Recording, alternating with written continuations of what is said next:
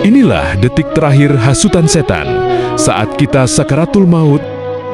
Sebelum lanjut, yang sudah subscribe, saya doakan agar kalian diberikan kesehatan dan rezeki yang berlimpah. Amin. Tidak ada saat yang lebih menentukan dalam hidup seorang manusia selain detik-detik sakaratul maut. Di sanalah segalanya diputuskan iman atau penyesalan abadi.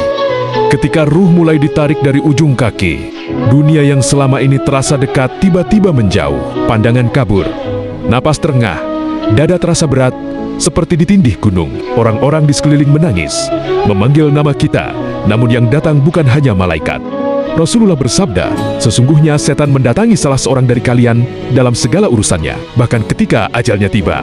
Hadis riwayat Ahmad.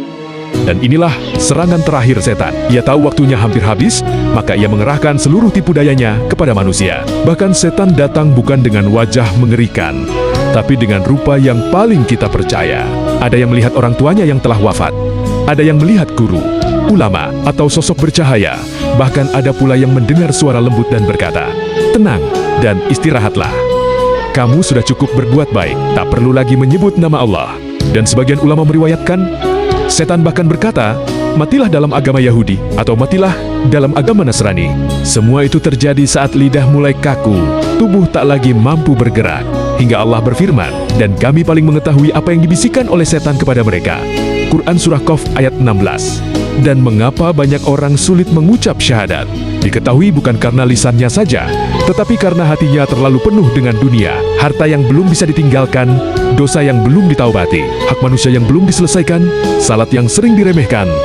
Rasulullah bersabda, seseorang akan dibangkitkan sesuai dengan apa yang ia cintai. Hadis riwayat Bukhari dan Muslim. Jika yang dicintai dunia, maka dunia pula yang datang di detik terakhir. Di saat itulah malaikat rahmat dan malaikat azab berada di sisi yang berbeda saat ruh sudah di tenggorokan. Setan berbisik dengan putus asa, dan manusia hanya punya satu senjata, yakni iman yang ia jaga selama hidupnya. Allah berfirman, Allah meneguhkan orang-orang yang beriman dengan ucapan yang teguh dalam kehidupan dunia dan di akhirat. Quran Surah Ibrahim ayat 27. Sampai akhirnya, ucapan yang teguh itu adalah kalimat tauhid, bukan kalimat yang dipelajari saat sekarat, tetapi yang dibiasakan sepanjang hidup. Sakaratul maut bukan waktu belajar iman, ia adalah waktu panen dari kehidupan. Bahkan siapa yang sering mengingat Allah saat sehat, maka akan ditolong saat lemah. Dan siapa yang menunda taubat, akan disergap penyesalan. Hingga tak ada jaminan kita wafat dalam husnul khotimah selain rahmat Allah dan kesungguhan kita hari ini.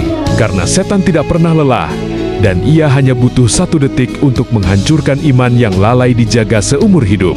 Ya Allah, Zat yang membolak-balikan hati, teguhkanlah hati kami di atas agamamu. Lindungilah kami dari godaan setan di saat hidup dan saat kami mati. Hingga jadikan kalimat terakhir kami adalah La ilaha illallah.